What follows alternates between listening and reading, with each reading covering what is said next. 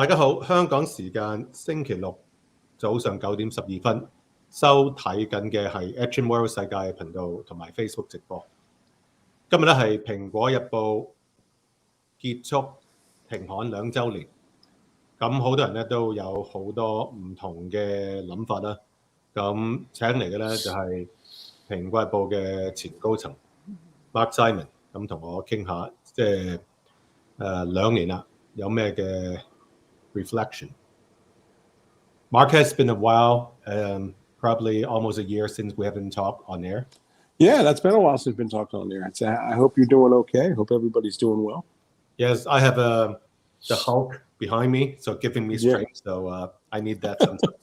Yeah. Actually, I've always liked the Hulk. Yeah. Now, as we know, this is the second anniversary since Apple Daily stopped publishing. Yeah.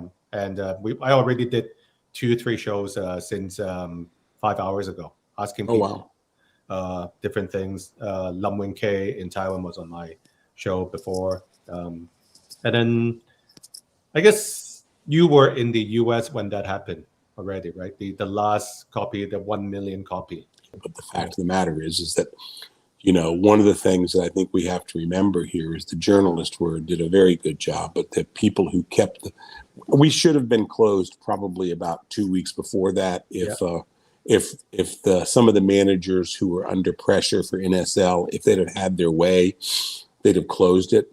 It was really the board of directors and the journalists who held together, but the board of directors basically did it. We don't talk about it much, but the fact of the matter is that what goes to the government shutdown is essentially that they didn't do anything to the journalists. They didn't say you have to stop writing in terms of like walking in there that night. What they did was they told the journalists, you can't write. There's a big difference between saying stop writing and you can't. And when they say you can't, what they do is they take away all your abilities too. Somebody doesn't run in the room and say, stop. You know, that's not how it goes. What happens is they shut off all your abilities to do things. So, for example, they basically make you unable to pay your power bills. That's a big deal. You can't pay your power bills. You can't turn on the lights. You can't turn on the lights. You can't turn on the system. This all started on May 21st when they stripped Jimmy of his rights, quote unquote, they stripped him of his rights to essentially run the company. Now, I was always held on as a consultant, you know what I'm saying? In my role, I was always working for the company. It's one of the jokes about the whole conviction of the real estate thing was the company they used to convict was just ridiculous. And I think that's going to prove in history to be a very damaging thing for the prosecutors, because I think the prosecutors basically controlled information because they had everything, but that's a different story. But the difference is really, to tell you the truth, is that they shut it down. They shut it down through multiple ways. And May 21st, they basically said Jimmy Lai can no longer have his votes. Well, that's a pretty big deal, because if you can't have your votes, all right, you can't control it. Jimmy owns 71% of the company.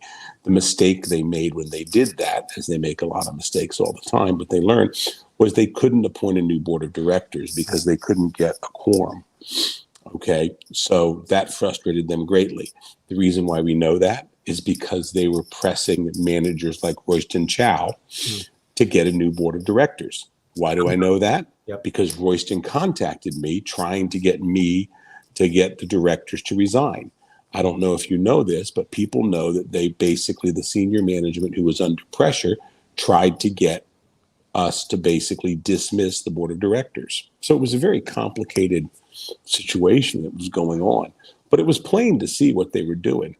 And once they cut off May 21st, the same time, just about the same couple of days, they cut off use of the funds. So in other words, you couldn't write checks. So basically, if you can't write checks, you can't pay people.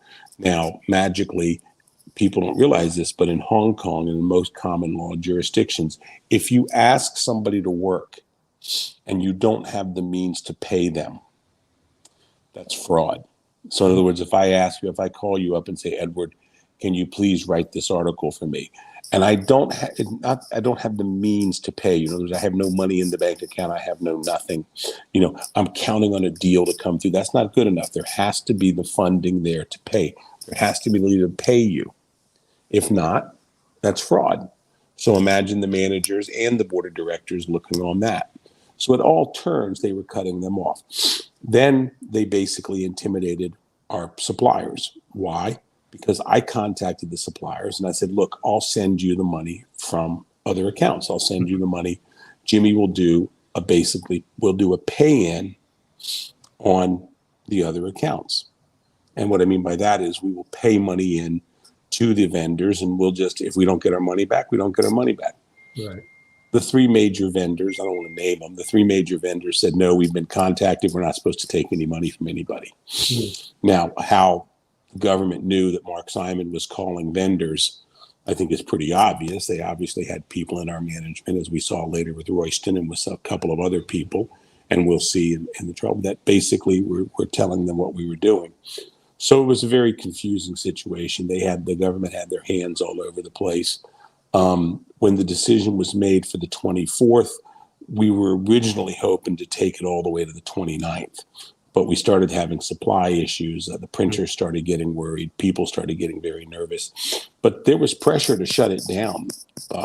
Really, to be perfectly honest with you, starting in the first week of June. We were told repeatedly, or I was, and other people were told repeatedly, that John Lee and Chris Tang had said, you'd better be closed by July 1st. Why July 1st? Well, everybody knows about July 1st. That's the 1-year anniversary. We're dealing with communists. It's very symbolic. They don't want Apple Daily to keep going. Apple Daily had the money in the accounts. There's no doubt about it. Everybody knows the money was there. It was sitting there. Apple Daily Hong Kong was also actually cash flow positive because we had introduced the subscription theme. Now, I must say the subscription theme did bring us down in our number of views, and there was great trepidation on that, but we had no other income. I mean, all our advertisers had been scared away by that time. So what they did, so people say, well, how did they stop your subscription theme? They basically let no money be banked into our accounts. When they froze our bank accounts, we couldn't get any of the money coming in. So the money sitting in the payment, in the pay, whatever the PayPal, whatever the accounts were, okay, the payment gateway, well, that money couldn't get into our accounts. So then we'd be in the situation where if we kept doing it, we'd be accused of fraud. By the way, my understanding is they were collecting money into those accounts up until 4 months after the closure. In other words, the government the bankruptcy people just kept collecting the money. The final thing is essentially how they handled Taiwan. They didn't show up in Taiwan till basically 11 months after the closure. They actually also went out of their way to make sure that the Taiwan management team booted me out of the office. And that's why we have lawsuits going on over here right now. Mike, our goal was to basically focus on Jimmy, get some things going. Taiwan was basically losing money. We knew it was going out of business. I wasn't going to sink any more private money into Taiwan. But basically, when we talked to them, they were saying, oh, you can't do this, you can't do that. And when we went bankrupt, it stripped our board of directors out. So in other words, our people claimed that they were working with Hong Kong. They were not. We now found that out, that the Taiwan people were lying. And we've seen that. But that's the story. It's a pretty straightforward story. It's a story that's going to come out. I think it's a story they're not going to like. You know what I'm saying? I think they're going to argue about it and they're going to do their kung pao, but there's nothing they can do. They can't stop me in other jurisdictions from bringing the story out. Now, Taiwan is still operating. You have a trial. No, it's not operating. I've stopped it. I basically have filed lawsuits. Basically they've got fraud investigations going on right now. I've been doing business in Taiwan for over 25 years. I'm sorry, I should say over close to 30 years. Taiwan's Taiwan. The justice system here is honest. It's fair. I give them that. But it's slow. It is very, very slow. Okay. So, we've got prosecutors looking in. I've given testimony a few times. They've gone after Kenny Wee. They've kicked him out. But the problem we had is that early on, they claimed that they were operating the business, and we couldn't get the courts here to move. In other words, we couldn't get the DPP and the government to move, which was a shame, because I think we could have saved it. They operated for almost a year, a little over a year, independently, because they still had a lot of money in the bank and they were still getting money in. And they cut. They finally cut aggressively. So I think overall, it was a pretty solid effort by the Hong Kong government to shut down a media company, and they did it through multiple different ways. I think people, like I said, have this vision of like the journalist at the barricades printing everything. Ta-da! Here comes the government rushing in. No, it was a systematic shutdown. In other words, it was like, okay, let's take away their funding, let's take away their money, let's take away their power, let's take away their ink, let's take away their paper, let's take away their ability to pay people, let's take away their phone accounts, let's take away their ability to uplink things, let's take away all this stuff, and that's how you do it. You don't go in and send the guys into rifle butts and hit steel on the presses and things like that. It's called lawfare. They basically, they use the regulatory system to shut you down, and that's what they did. Now I want to change topic a little bit. I've seen Jimmy's youngest son, Sebastian, very active lately, getting awards on behalf of his father. And also doing a bit of lobbying. Has it been effective? And do you don't know. Sorry? I don't know. His dad's still in jail. Also, I think all Sebastian wants his father out. I don't think there's there's not a political movement behind him. Okay, he wants his father, and he really wants, because Jimmy wants the other people out. He wants the 1,500 journalists out. And early on, when I was communicating with him and I was getting letters from him, or early on, until he was convicted, he had pretty decent, we had pretty decent communication with him. He would send me letters, I would send him letters back. Now, he would never talk politics, what I'm saying? It was always usually religion. Yeah. And business. We talk about the businesses because we still run businesses. Yeah. I think Jimmy basically believes what he always has believed. Hong Kong is not Hong Kong as long as it has political prisoners. And that's the problem. And I think that's really, these things. What Sebastian does in a day out thing, I don't know. What I'm saying? That's not my world. And so, I have different goals. I have different things. My goal is really only one thing, too. I want Jimmy Lai out. And there's a lot of people who should. Yeah, we all do. And we want the other people out, too. And I think there's two reasons, basically for that. First of all, in my mind, and this will get me in trouble with the activist. In my mind, basically, when you've lost, not the war, but you've lost the battle, and people can be pulled back from the field. That's what you do. And the Hong Kong government should be wise enough to do that. In other words, the Hong Kong government is desperately trying to get their economy back to normal. It's never going to happen as long as they have Jimmy Lai in prison, Lee Chuk-yen in prison, Claudia Mo, Gwyneth, Chow Hong. As long as they have these as long as they have her in jail and they have these other people in jail, it's not gonna go away, because I think the world fundamentally sees the injustice of holding these people for this reason and this reason alone. Essentially, the rules changed on July 1st, 2020. They changed. And all these people are being tried for really crimes of the past. In other words, if you really wanted to talk to somebody about what they did wrong, you had the sedition law to do it. That's 2 years and out. Worst case scenario. Probably just throw the people out. Okay? But now you've drummed up this NSL charge. We've got an entire bureaucracy that is attempting to basically making an issue of it. I think you saw Takum Powell the other day where they had this big article on page 1 about elements inside the government want to go after certain people. Yep. Who are overseas. Ed Hui. Yeah. and those Yeah, guys, well, the young actors. well, but the thing is like, why? You're not going to get anybody. No one's going to extradite any of these people to you ever. You know what I'm saying? It's basically a show for the people in Beijing who probably don't even want it, to be honest with you. I mean, I told somebody I've dealt with Beijing over the years up until about 2016, 2017, probably more than most in Hong Kong. And my sense was they always just wanted to keep a lid on the place. You know what I'm saying? That was their whole goal. They got other fish to fry. They're moving forward. Not too many things bothered them. Now, I know the violence in the streets in 2019 bothered them immensely. That's a different story. But by the same token, you're dealing with people in Beijing who also would like this to be over. And the people who are kind of slowing this down are the national security people, the people who see themselves as important now because of this.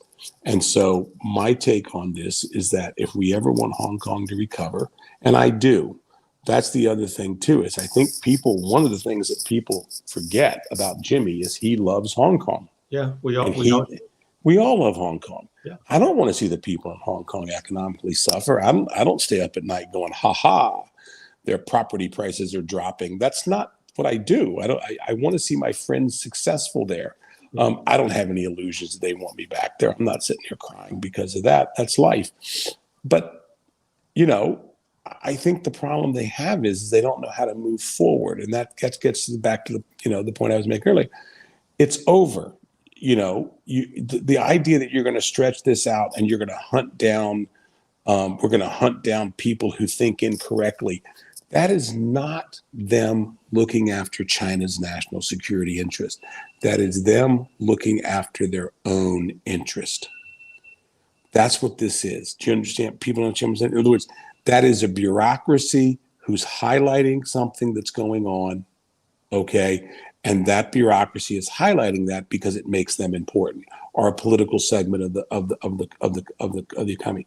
Takung Pao is exactly the same way. Look, they're a big deal when they're a big deal when what happens? They're a big deal when national security is at issue because everybody listens to them. They're important. They can go around and intimidate tycoons for stupid advertisements in the newspaper that nobody reads. Some judges, even judges. They can intimidate people. I mean, they really, look, nobody gives up power willingly. I don't care if you're a journalist or anything else. I mean, even at free market publications, and what I mean by that is open and free publications, you always get people on the power trip. And right now we've got a segment of Hong Kong who's very powerful because they've got Beijing convinced that there's like 7th graders running around who are not thinking correctly, or there's 10th graders running around doing things that they're not happy with, or somehow somewhere in the heart of hearts of these big tycoons, they're not true communists, so they have to be educated. Yeah. This benefits people. We know this. We saw this at the fall of the Soviet Union, the close of the Cold War. I mean, there's actually some pretty funny comedies from Eastern Europe about like basically these ex-communists who don't know what to do. Well, in Hong Kong, there's a whole group of people now who are basically benefiting from national security law, and they're going to do everything they can to keep the national security law primary. I don't, and that's my point. My point is like China, by keeping these dissidents, is allowing. I'm not saying just Jimmy, but almost all of them. China, if the international community, it's low hanging fruit. You got 1,500 people. You just arrested a girl in Japan for doing something. Instead of calling her in, scaring the wits out of her, and letting her go, you're now charging her, she's in jail. Guess what's happening for China? Magically, what's happening in China is now you've got a movement in Japan to free this girl. So they finally get by Agnes Chow. In other words, Agnes Chow drops out of the news. And thanks to our national security department geniuses, right back in, guess what's back in the news? Agnes and this young woman. And guess what happens right away? Tourism from Japan drops. Because Japanese are like, I'm not going to give these clowns my money, or I'm scared. I don't want to go there. Okay, so what happens? Japanese companies can't get people to. It's true. It's already happening. Base there. It's going down. And I spoke with the Taiwanese gentleman the other day, who I know, he's a well-known guy, and he speaks with the Chinese on a regular basis. He does cross-strait stuff for the government. And he said, the senior guys up there are asking, how can we make ourselves look better? How can we be better? Well, I can give you a way. Free 1,500 political prisoners. Start showing look at all the people who are trying to kiss up to Hong Kong. Look at the lawyers are the worst. I mean, the lawyers are looking for any argument they can. Yeah. You free Jimmy and you free 300 or 400 people in 2024 to late 2023, whenever you free them right away. You've got positive publicity. Oh, they're moving in the right direction. They're liberalizing. In 4 years, clean it out. In other words, all these people, there's nobody in there, and we know they're really interested in only a few people. There's probably about 5 or 6 people who they really are interested in, and those people, the problem they have is they're making those people international figures. I can't tell you how bad this is biting Hong Kong. I have no problem getting meetings. Nobody has any problem getting meetings. As you saw, Sebastian is in Paris now. Not every meeting Sebastian has is a public meeting. His international legal team, Jimmy's international legal team, the Hong Kong government has tried to stymie them multiple times. Not going to happen. Here's the funny thing. What people don't understand about Jimmy Lai. Jimmy is a very prominent man. He's been a publisher of Apple Daily, and Next Media was a large media company by global standards. Jimmy has a lot of friends. He travels in rarefied circles. Now, these guys all don't jump out. They all don't come up and say stuff publicly. But these are all people over the last 50 years of his life who have come forward. About a year ago, the daughter of a man who's passed away 10 years ago showed up. Sizable amount of money, for the movement. She doesn't even live in Hong Kong. She doesn't speak Chinese, doesn't do anything. But her father was friends with Jimmy. So my point is, he's not going away. Even if Sebastian's not out there, it's not going to happen. And the family just wants him out. That's all they want. They just want Jimmy's 75. You know what I'm saying? They just want him out. Now, I don't know whether Jimmy stays or goes out of Hong Kong. My belief is he'll probably, if they want to ship him off to London, I think he'll go off to London. You know what I'm saying? There's not much you can do. And I think all of those people should do that. That's my personal belief. I don't think the idea that you stay in Hong Kong and there's no more rationale to be there in my mind for most of these people who have stayed in jail. They are poison to the other people around them. You know what I'm saying? And it's very, very difficult and dangerous for them. So I think the idea is that Hong Kong needs to start moving out of this national security mindset. Now, that's that, but we can talk about Apple Daily, and that's the problem when you don't have a free press, because guess what? Nobody's writing this. Nobody's talking about it. Nobody wants to deal with it. It's a pretty big deal when you don't have a free press. Now, my stance, I'm a Christian. So we've done this global prayer thing since the enactment of the NSL. We are still doing it. I know some people think it's stupid, but we believe it's not. And, prayer helps. My religious program 2 times. But prayer aside, what do you think about, do you still think that if you want to sacrifice a few years of your life in exchange for someone's freedom, do you think it's still worth it? Because we talk about it. Yeah, I mean, look, if the Chinese called tomorrow and said, look, we'll exchange Mark Simon. Mark, you got to do 3 years or 2 years. We want to come here. We want to do a special commission. You know what I'm saying? Yeah. And then Jimmy gets out. Yeah, of course. I would trade myself in 5 seconds for Jimmy. And then I'm assuming after they got tired of me, they want somebody else to come in. So yeah, I think in my mind that if you're going to sacrifice yourself for others, I think that's fine. I don't tell people what to do. If I was a young person in Hong Kong, my first advice to them would be the advice that Cardinal Zinn gives so many: get out. You know, go out, live your life, do good things in your life, try to help those who are left in Hong Kong, but get out. There's no requirement in life to be a martyr. And I think that's very out of Hong Kong freely though. They got his passport. Jimmy it's right. A lot of people you can't go back. For example, if you go back, they're going to arrest you. But the point is that my point is that those who are stuck there right now, who can't get, those who are stuck there right now, who can't leave, I think that's very few. That's those in prison, to be honest with you. But I think as soon as they get out, I would encourage them to probably leave. I think that you have to understand is that sometimes you can do more abroad for yourself, for your family, for others, and you can practice your faith more freely than you can there. Those who stay in Hong Kong, I think, are having to make a deal with the devil. And if they make that deal and they can live with it, that's fine. But the devil always collects. We always know that, right? I mean, there's no doubt about that whatsoever. They always collect. They always collect, and he always collects. If those are his pronouns, he and him. I don't know what the devil's pronouns are these days. But the thing is that I do think if you asked me what a young person should do, or what a middle-aged person should do, I would leave. But I fully understand. I mean, I have friends who are there.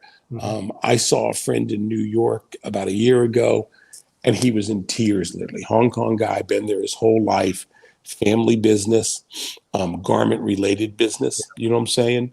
Has 75, 80 employees, makes a crap load of money. Okay, very wealthy guy. And he's in his mid-50s. It's his father's firm. His father's in his late 70s. His father tells him every day, get out of here, leave. And he goes, but Dad, I got this business. What am I going to do? And his father's like, we're rich. We'll sell the business. You'll get out. Go live in New York City. Start again. And he told me, he said, we actually prayed together because he said, I don't have the courage to start again. He said, I've worked so hard. He goes, when my dad had the business, when I took it over, there were 25 people. Now there's 75 or 80, whatever it was. And he said, I've grown the business. And he goes, the business does, $35-40 million a year, of which he's making $5 or $6 million a year. Now he's been doing it a long time. So his father's right. He's a rich guy. And I can't give anybody advice on that. You can't. I don't know what he's not political. He's Catholic. But he's not political, but he's becoming that way because he sees his church under pressure. He's not happy with his bishops. He's starting to see the corruption come in. He was incredibly upset about them going north to China, to kiss the ring, drove him nuts.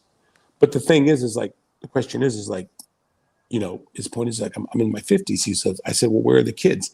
Said the kids aren't coming back, Mark. The kids are very well situated in the West. I'm not gonna say where, but they're in different continents, but they're very well situated. He got married young, good Catholic guy. He's got grandkids coming, and I think that may make the difference. But you can't tell somebody what to do. He feels responsibility for these people. He doesn't really have a number two who's capable of taking over the business, so he'd have to sell it into somebody. My belief is, knowing his wife, they're going to be out of there, when the first grandchildren, which are about to start showing up, show up. But you can't give somebody advice. In other words, you can't tell somebody what to do. Everybody's situation is different. He is in many ways taking care of these long-term employees. That's really his concern. Imagine a number of people you've got who've worked for you for 25 years. They got a good gig. They're taking care of everything. You're in your 50s. They figure they're going to get another 20, 15 years of you, and they'll be okay. And then you're going to leave and sell it to some other Hong Kong or mainland company, and then their lives are turned upside down. My point to him is that, you do what you need to do. And then when you kiss these people goodbye, you take something out of your pocket. But this is a guy he's very wealthy. I mean, tens of millions, maybe $100 million. So finance is not his issue, but there's different things. And I think I meet a bunch of people like that. I know a university professor who left recently, and he gave up tenure and just left. Gone. No job, no nothing. He's got money. He sold his place, moved out, bought a big place in the UK. He's fine. He's basic. I don't know where he's working at, but he's a business professor. Time to go. Bye. Can't deal with it. The whole world actually have their eyes on September 25th, the trial for Jimmy. Yep. What should we expect from there? Now, a conviction. Conviction. This isn't a trial. The Tim Owen thing, the lawyer coming in, that was dumb on their behalf, because it's like it's basically the greatest line I ever heard was somebody said, "Oh, they're just not going to let Jimmy wear a tie at his execution." I mean, that's basically what the lawyer was. He was dressed, and they were afraid that it would, we're not. I believe it was more about. I mean, sometimes the legal people think it's all about them. The communists don't care about the law. You know what I'm saying? I mean, it's like the old Sierra Madre or Blazing Saddles, where the Mexican bandits are standing there and the guy gives them the badge and they go, "Badge? We don't need no stinking badges." And it's like the communists, like, rule of law. We don't need no rule of law. And I can assure you, and I've heard from multiple people, that it's kind of, the communists are getting a little tired of hearing, well, the first judge in the court of first instance of this and that. They don't deal with that crap. You know what I'm saying? This would have been over a year ago if they were in charge. Take you to trial. They give you 3 days in the box. That's what they think they need to give you. Maybe a day. You guilty. Jimmy is going to be guilty. There's no trial here. I don't care if they get angry, but no, there's no rule of law. Hong Kong as a rule of law center is gone. It's dead. And it's dead because the Hong Kong Bar Association is running all over the world telling everybody that the rule of law is okay. People know what they see. That's why arbitration is leaving. That's why everything else is leaving. It's my belief, and my belief firmly, that Jimmy is not going to get a fair trial. I don't think there's any chance of the judges being sympathetic to him. To me, the only thing is what's the political decision on how many years they want to put him in jail and how many years they want to subject Hong Kong to what's going on. I think he's got an incredibly able legal team. I have not spoken with Robertsons, who, by the way, are my lawyers, but I have not spoken with them in over maybe 18 months, probably more than that, because talking to me is no go. I mean, look, I don't make myself public, but like when I go places, Safeguard Defenders has done a wonderful job for me and my lawyers about where I can go. I recently passed on a trip to the Philippines because it was felt that basically they could cause me some trouble. They track me. I know what they do. I get all the stuff that everybody else gets, Now, the main reason people like Tung Kung Pao, Tao Pao, and other people don't engage me and ODN is I think they'd rather have me out of mind. You know what I'm saying? But I still get all the same stuff. You get I understand people get death threats and all this. This is part of life. I've been getting death threats. They come pretty regularly, and until somebody walks into the door, that's fine. If they walk up to the door in my house in New Jersey or Florida, they're walking into the wrong place. I can tell you from the Second Amendment point of view. So, but well, you won't get death threats if you come to Toronto, for sure. No, we don't, but we get, at businesses, people sometimes don't do business with us or things like that. But no, I think the thing is like, we need to, what we have to do is the Hong Kong people who complain about the death threats or the international lawyers, they're not scared. They're not backing down. They're not crying. What they're doing is they're highlighting who they're up against. In other words, we're up against these brutes. We're up against these, these sick people. I won't say the university because it was a private meeting, but I spoke at a university in the DC area about, probably about 4 months ago, four months ago. And it was small circle. It was invited by some Taiwanese kids put it together. And magically, guess who shows up and tries to pull the intimidation thing? About 5 or 6 mainland grad students. Yeah, for sure. Yeah. Wrong move. You know what I'm saying? First of all, the faculty advisor who had me in, she was having none of it whatsoever. And they were scared to death of her.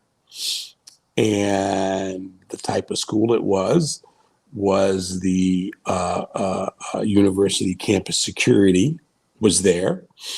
And, when they engaged me and I engaged them back, I think it lasted 2 minutes. The students were having none of it. I am actually quite worried. There's one thing that did worry me at that event was I am very worried for overseas Chinese students and overseas Chinese if there is some type of conflict between the China and the West, especially in the U.S. I think it's going to get very nasty on campuses for people of Chinese descent very quickly. I noticed a little bit of that, to be honest with you, because there were some Western students there and some Indian students there and other students who were very, very animated. And this was only a group of about 55, 60 people. But it was a successful thing, and they sat there quietly. And then at the end, they asked good questions. It was kind of interesting. And they asked the good, tough questions that I think the Hong Kong movement has to answer. Like, what's your plan? What are you doing? Are you going to, what are you going to do? And so you have to answer those questions. And I think the one thing is, it was kind of like in America, we don't do what the Brits and the Canadians do, where they say, we have a vote for the move. What does the room feel? Americans, we don't ask the room that. You just had to listen to us and go away mad or go away happy, whatever it is. But I think overall, the room had one thought process, like Hong Kong needs to get this behind it.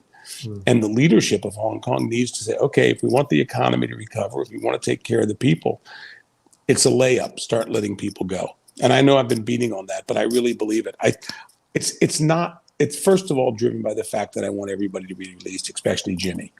But the other thing that drives it is I know the dynamics of the politics around Hong Kong. And the people who want to support Hong Kong, there's no good news for them. They can't go anywhere and say, we want to do this or we want to do that. Nobody's on their side.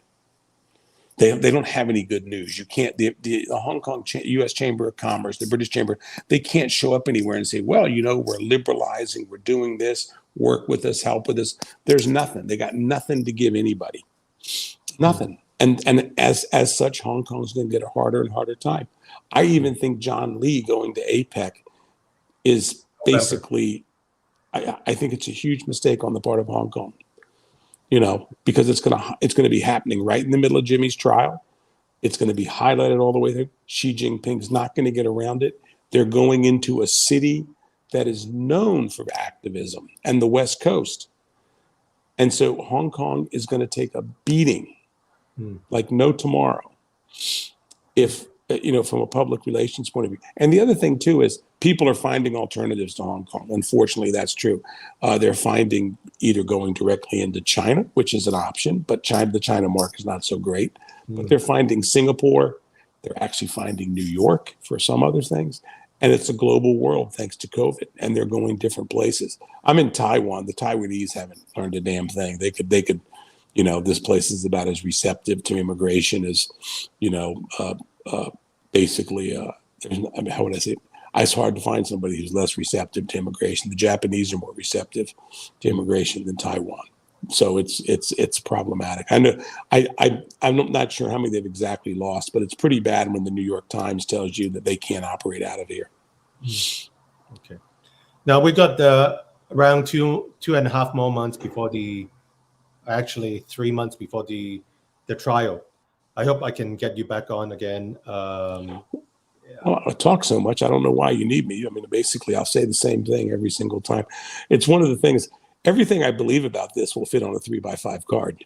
I mean, I think Hong Kong, I think the Chinese government needs to move forward. I'm not one of these people, and I think a lot of people get upset with me. I'm not one of these people that says we have to change China. I don't. That's not our world. That's not our job. That leads to all kinds of trouble. You know what I'm saying? China is moving along. They're going to do what they do. Unfortunately, right now, they've decided to lock up with the world in terms of an argument. That's a huge mistake. I see all the mistakes that were made in Hong Kong, and I think they can fix some of those so quickly. It's the one thing is the world's a very forgiving place. You know, one of the things that people forget about Hong Kong, and neither side likes me for saying this, is really the violence was very little. Nobody was directly killed in an intentional manner. We have to remember that. Of course, there was the gentleman who was killed by the kid throwing a rock, but the kid was an idiot and didn't mean to do it. There were some people who fell. There were some suicides. There were some things, but we didn't have what would probably be very difficult to overcome of like a line of police pulling out their weapons and mowing people down. There was violence. But I come from a little different world. I think the Hong Kong activists and everybody else have to understand the world looks at things in a global way. You know, I've been to Pakistan. I've known people in the Philippines who were killed. I've been to Thailand, Indonesia. I was in Indonesia in '98 when they were hunting Chinese like animals, down there. I've seen war zones. And the simple fact of the matter is, what Hong Kong has right now, it has an ability to come back because the atrocities were not so great. It's an odd thing to say. The government has to take advantage of that because right now the atrocities are growing. And by that, I mean 1,500 people in jail, people being arrested all the time. Now, the scale is not what, for example, the Uyghurs encounter or something like that. But it's starting to grow, and it's very, very public, and we're going to see the Hong Kong movement start focusing on that more and more. Right now, the Hong Kong movement is just getting its feet under itself. People don't realize that. It really is. It's really just starting to get its feet under itself, right now. But they're starting to focus in on things. They're starting to understand what to do. You're seeing them do that, and you're starting to see a leadership emerge that is pretty professional, is doing a good job. And I think that's Hong Kong can cut that off if they don't have 1,500 people. In other words, they don't have to create an army abroad, and they're the ones who are doing it. Yeah. Well, I hope Hong Kong can change, and I hope I can have lunch with you at the FCC someday. We won't go to the FCC. I've never liked the FCC. Other than the Indian food, everything's crap. And I really don't like the company there. But anyway, hey, I want to leave you with one thing. Yeah. In 2009, if you remember, Jimmy, Cardinal Zinn, and a few of them were marching around Hong Kong. If you remember that, we were marching around Hong Kong to try to build up action for the referendum. Well, at one point in time, Jimmy was out marching, and it was pretty funny. I would go out there to make sure he was okay. I knew where he was going. I'd go park my car, and have a cup of tea. I'm sure where I get my cup of tea at, and I'd go watch him march by. And sometimes it'd be Jimmy and like 5 other people. You know what I'm saying? You remember that? Just marching by, or Jimmy and Cardinal Zinn, or somebody else. Or sometimes I really enjoyed it. We'd go meet when they would go march. I would go, they'd go to a little place to eat, you know what I'm saying? And I'd stop in with them. Yeah. Well, at one time, Jimmy was, wasn't discouraged, but he said, a lot of people aren't coming out. And he found a saying. He read Chesterton early on, not as much as he used to. And he found a saying, and I made a T-shirt on it. I wish I would have made more T-shirts. And it's like so many things, you can't find them anymore. I think also that problem was I made them pretty cheaply, so they probably washed away. But it was from G.K. Chesterton, and he wrote something. We put on a T-shirts that way, and he goes, "The one perfectly divine thing, the one glimpse of God's paradise given on earth, is to fight a losing battle and not lose it." And I think that's such an important thing. This is a long long effort. This is not something that you pick up the phone, you send a Twitter message, and the world changes. This is a long, long effort. The goal is the freedom of the people who are first impressed in Hong Kong, and what I mean by that, in prison. And then after that, the goal is to try to find a more open society for Hong Kong, how we can return Hong Kong to some stage of open society before 2047, which hopefully there will be some room. There's still some shards of hope there. Yeah. But I think of Chesterton often, and I often wonder if I could get that word to my friend. I'm sure he knows. I'm sure he thinks about it. But, you know, it's God's paradise given on earth is to fight a losing battle and not lose it. That's how you get there. Yeah. Keep hope alive and keep the spirit alive, and stay healthy to keep fighting. All right. Look, take care of yourself, okay? All the best. Bye-bye. Thank you, Mark. Thank you.